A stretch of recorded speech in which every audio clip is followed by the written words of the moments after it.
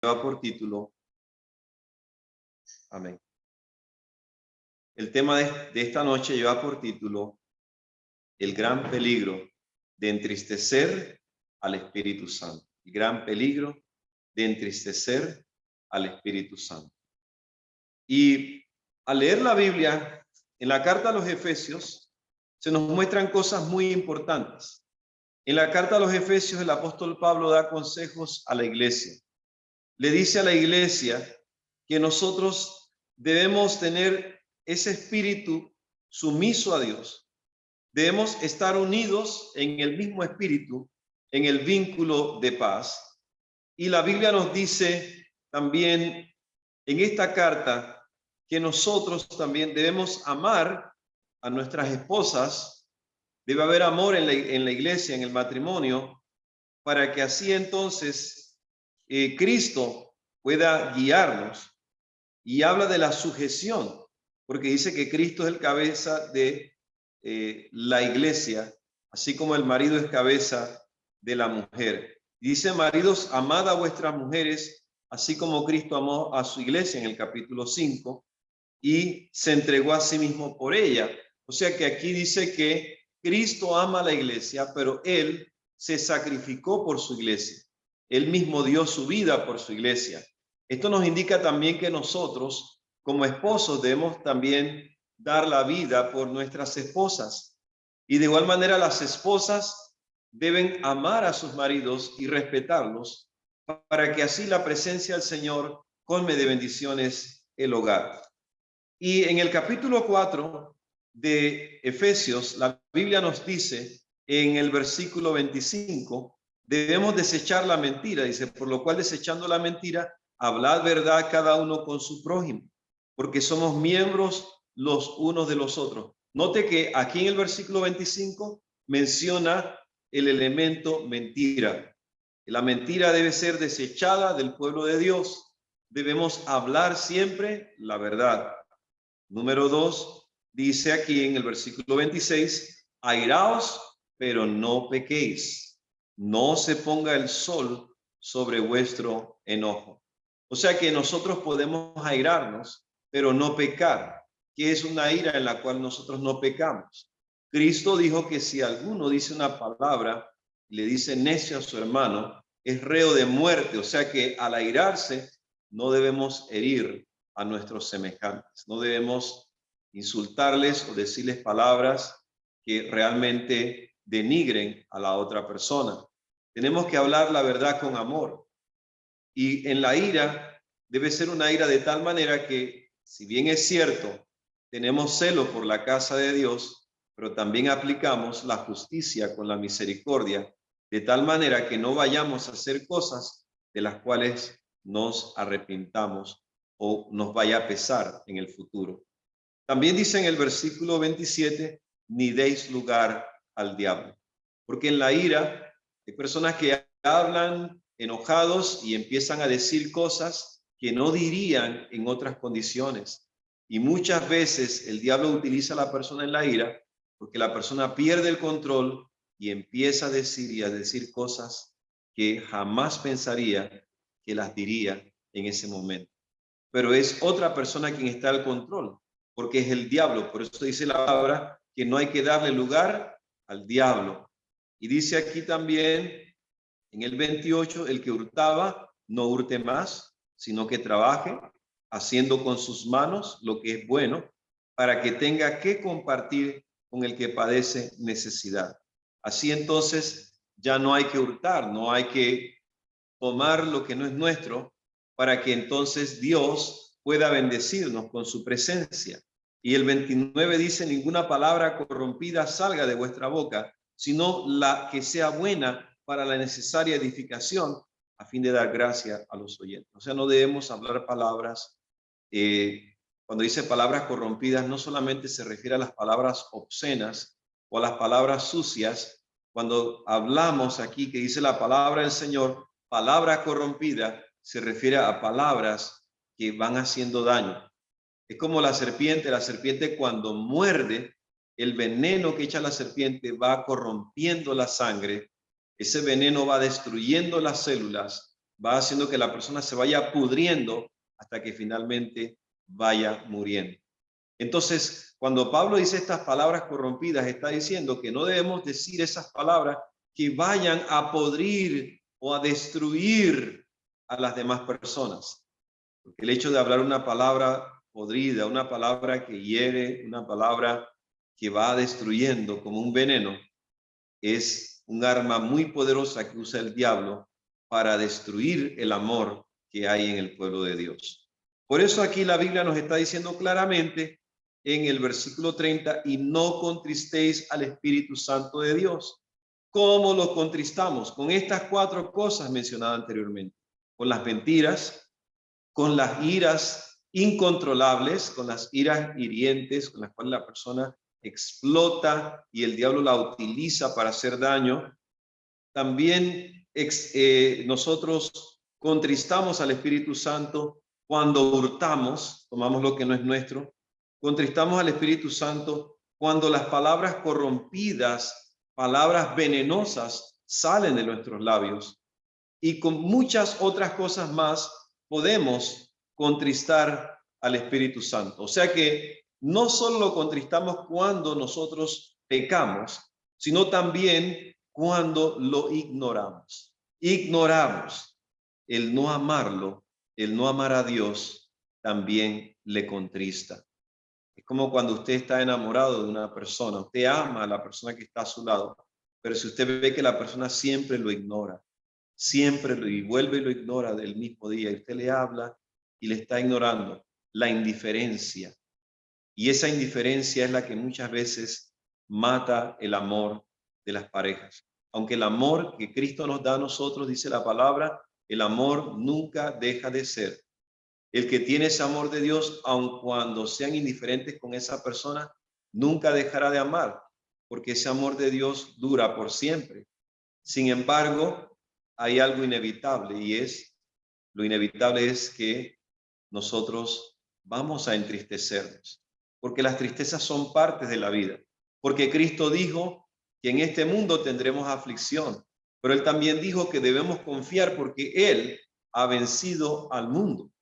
Así que en este mundo encontraremos muchas tristezas, muchas aflicciones, como también dice la palabra, muchas son las aflicciones del justo, pero de todas ellas le librará el Señor. Así entonces encontramos que Dios también sufre, Dios también llora por nosotros y el Señor se manifiesta a nosotros diariamente. Leamos otra cita bíblica, vamos a leer Primera de Tesalonicenses en el capítulo 5 y en el versículo 19. Primera de Tesalonicenses, capítulo 5, versículo 19, ¿qué dice? No apaguéis al Espíritu. No apaguéis al Espíritu. ¿Por qué se compara aquí este asunto de apagar al Espíritu?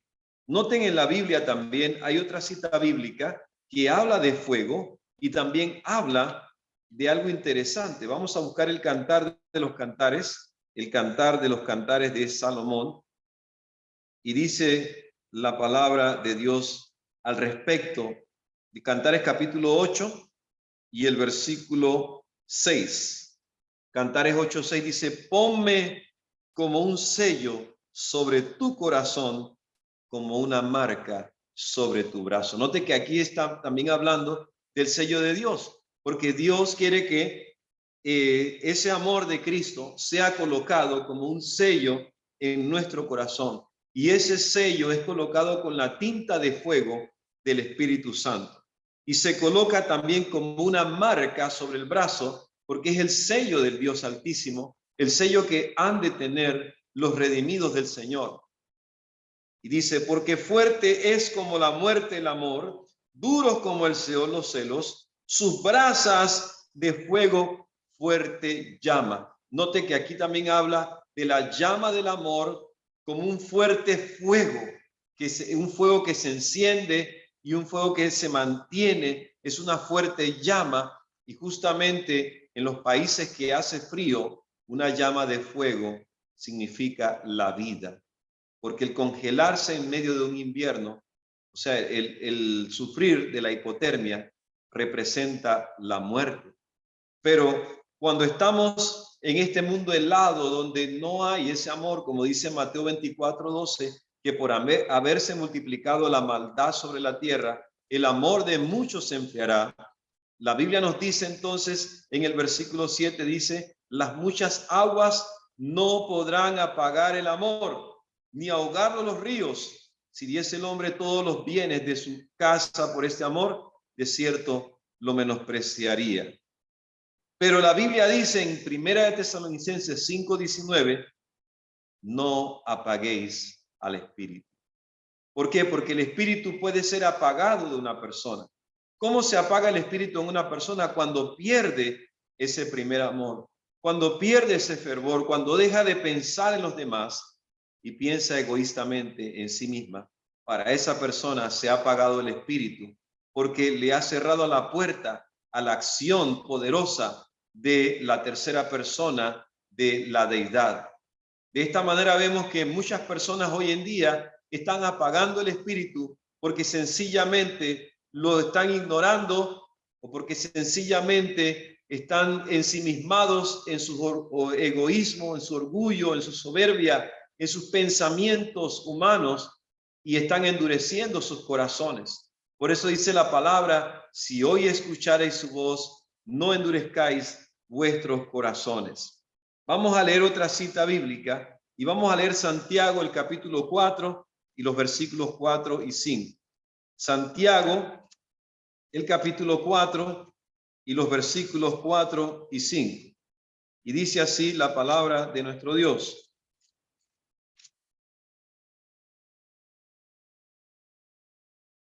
Oh almas adúlteras, ¿no sabéis que la amistad del mundo es enemistad contra Dios? Cualquiera pues que quiera ser amigo del mundo se constituye enemigo de Dios. Entonces dice el versículo 5, ¿o pensáis que las escrituras dicen vano, el espíritu que él ha hecho morar en vosotros nos anhela celosamente? Noten aquí algo interesante, la Biblia dice que el Espíritu Santo nos anhela celosamente. ¿Qué significa esto? Cuando una persona está celosa, es porque muchas veces está siendo provocada a celos. Dios no siente celos en vano. Los celos de Dios son por provocación. Cuando una persona le provoca celos es porque le está siendo infiel a Dios. Y cuando una persona siente esos celos es porque ve que la persona a la cual ama le está siendo infiel. Y Dios sufre también por la infidelidad de su pueblo. El comulgar con el mundo, el participar de las cosas del mundo, entristecen al Espíritu Santo, porque Él nos anhela celosamente. Él sufre por nosotros cuando nosotros comulgamos con las cosas de este mundo. Por eso Dios nos ha llamado para salir del mundo, para apartarnos de esas cosas, para no unirnos en yugo desigual con los infieles, porque no hay comunión entre la luz y las tinieblas. No hay compañerismo entre Cristo y Belial. No deberíamos unirnos y muchas veces estas unificaciones, como dice la palabra, la Biblia nos muestra que cada vez que se han unido en yugos desiguales, lo que viene es pecado y muerte. Vemos el caso del rey Acab, que se unió a la malvada Jezabel, y Acab perdió la vida eterna por unirse a esta mujer que no era una mujer espiritual. Y en toda la historia sagrada vemos también el rey Herodes, que Juan el Bautista le estaba hablando, pero su mujer, aquella mujer que tenía a su lado, que era la mujer de su prójimo, ella también lo indujo para hacer lo malo. Justamente vemos el asesinato que cometieron contra aquel profeta de Dios por causa de una mala mujer. Podemos entristecer al Espíritu Santo haciendo amistades o alianzas con personas que son una mala influencia para nosotros. Esto es algo terrible, mis queridos hermanos y hermanas. Apagar al Espíritu. El Padre se contrista.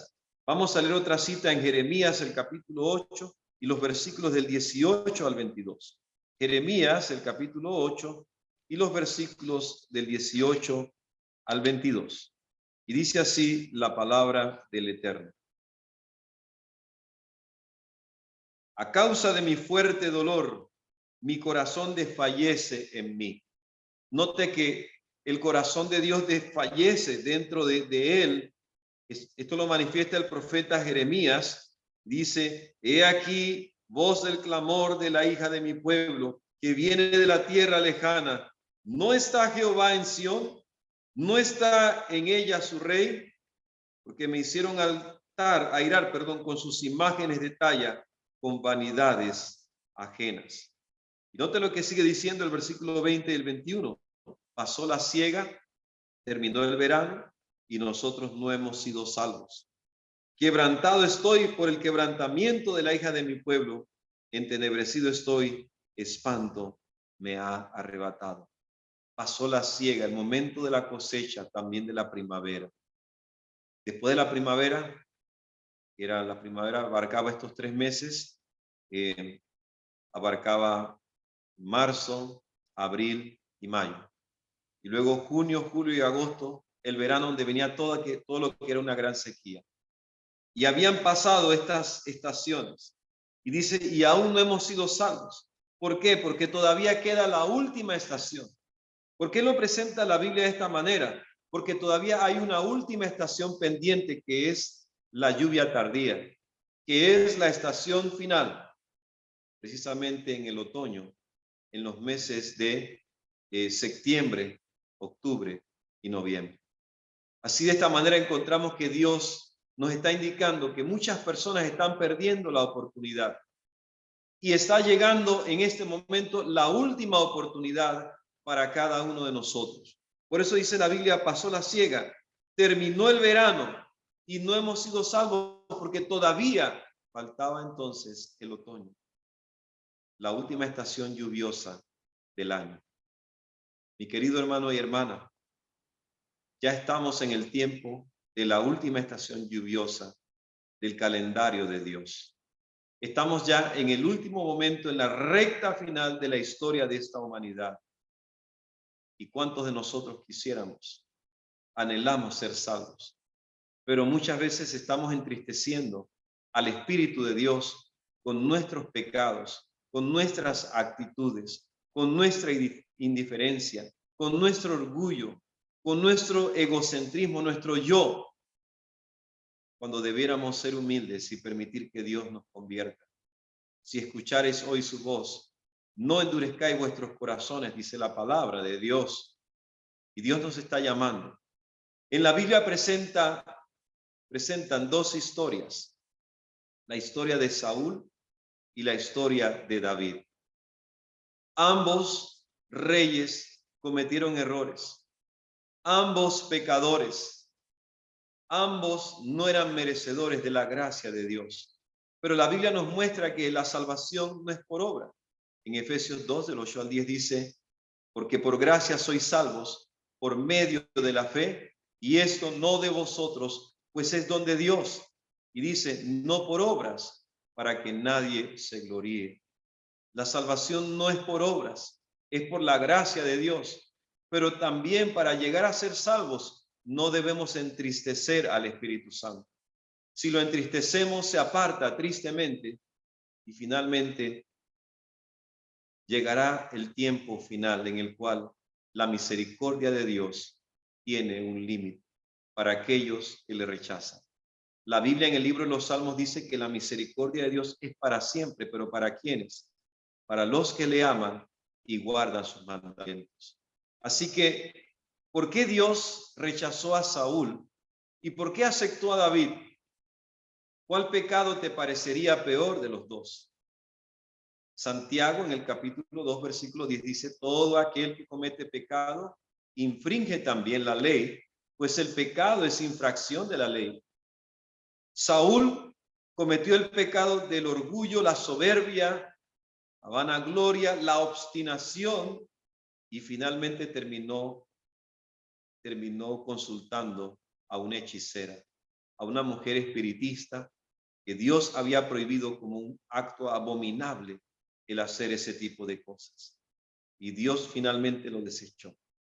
David cometió un terrible acto de inmoralidad, el adulterio, y mandó de una forma indirecta a que mataran a la persona la cual él había adulterado con la esposa de ese hombre.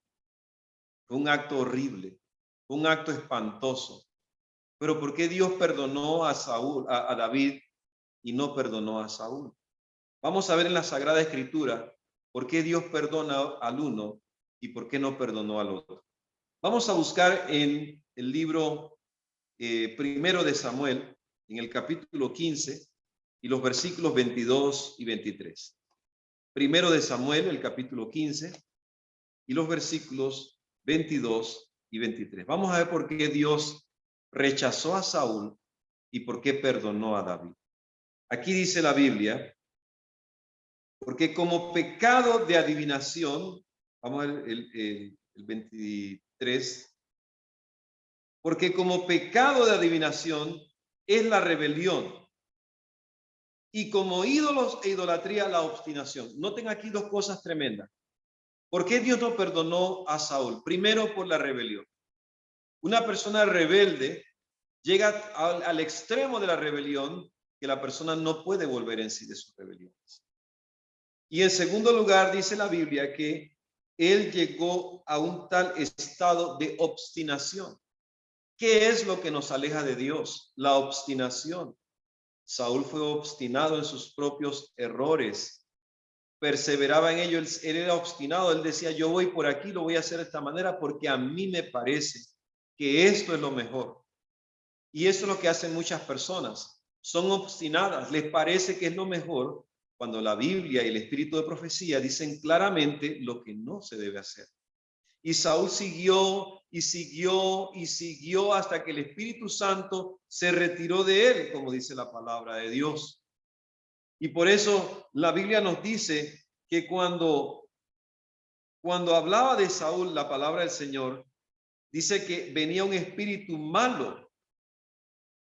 O sea que a pesar de que él había recibido el Espíritu Santo, se le había ido ese espíritu, y dice en 1 Samuel 16:14, el espíritu de Jehová se apartó de Saúl. Note, se apartó el Espíritu Santo de Saúl, porque Saúl fue obstinado, se cerró tanto y perseveró en hacer lo malo, que la presencia de Dios se apartó porque el Espíritu Santo se contristó. Y finalmente fue tanta la tristeza que le ocasionó Saúl al Espíritu Santo, que Saúl cometió la blasfemia contra el Espíritu Santo. En otras palabras, lo trató tan en poco, lo menospreció tanto, que llegó al extremo en el cual cometió el pecado imperdonable. Por eso fue que Dios le quitó la vida al rey Saúl, por la obstinación que lo llevó finalmente a un pecado abominable. Cada vez iba de mal en peor, porque el Espíritu de Dios se había apartado de él. Y dice en 1 Samuel 16:14, el Espíritu de Jehová se apartó de Saúl y le atormentaba un espíritu malo.